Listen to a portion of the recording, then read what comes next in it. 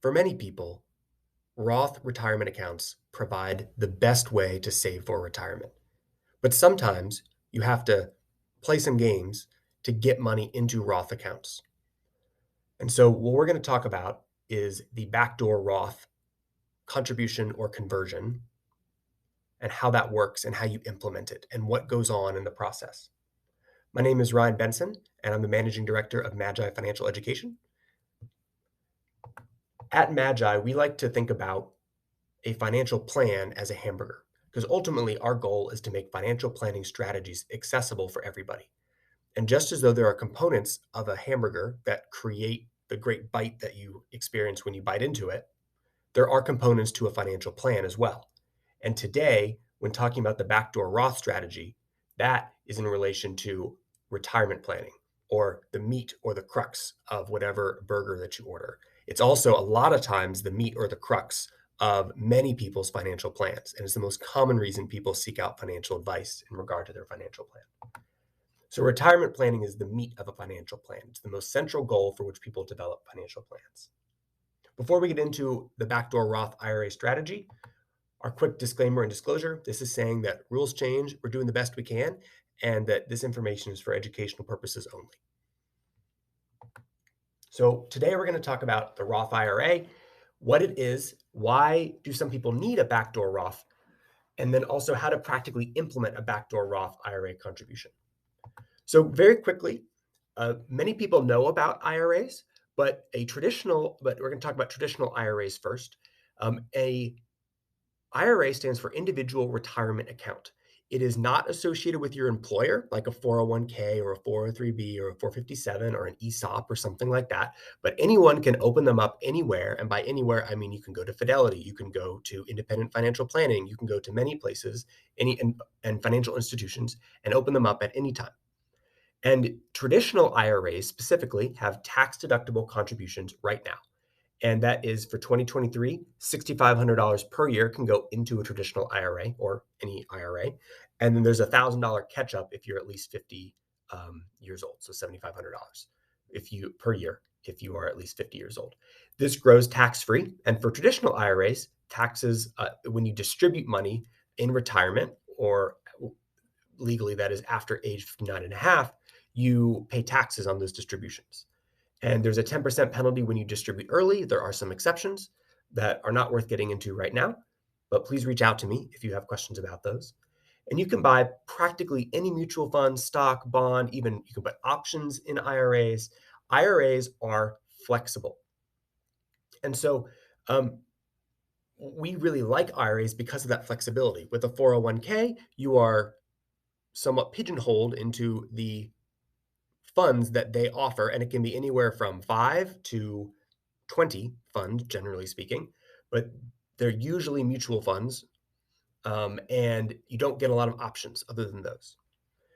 Now, with traditional IRAs, you have to start taking money out at age 73, and there is this little caveat that does come back, and please don't get lost in the weeds on this, but basically, just if you have access to a retirement plan at, say, work, then there are income limitations on being able to take a tax deduction on money you put into a traditional IRA. And don't worry too much about these numbers here. We'll talk about them a little bit more in a sec. So what is the importance of maxing out your IRA when you're able to? Well, if you invest $6,500 per year and you get 8% on your investments, in 40 years, you're going to have almost $2 million. And this shows the growth. And it shows that more of that growth happens at the end than at the beginning of the time frame. So you want to start as early as possible saving into retirement accounts, and specifically into IRAs. It is what is talked about in this example. Now, how do Roth IRAs differ? Well, first up, the name Roth is named after a senator whose last name was Roth, Senator Roth, and he introduced this legislation. And basically, it's kind of taking a traditional IRA and you're flipping it around. Instead of taking a tax deduction early and paying taxes later, a Roth IRA says, spend the taxes now, put the money in, and then take the money out tax-free later. So you're contributing post-tax money, not pre-tax money. And it grows tax-free, distributes tax-free after 59 and a half. A couple other little things that are nice is that there are no required minimum distributions. So you don't have to start taking it out at age 73. And generally speaking, for most people, in most cases, a Roth is almost always better than a traditional. Now, you really need to run a financial analysis to figure out that for most people. But for most people, Roth almost always beats traditional when it comes to putting money into an IRA or even a retirement account. Now, here's the limit, and here's the kicker that leads to the rest of this presentation. If your modified AGI is above $218,000 if you're married filing jointly, or $138,000 when you're single, your contributions can become limited to Roth IRAs.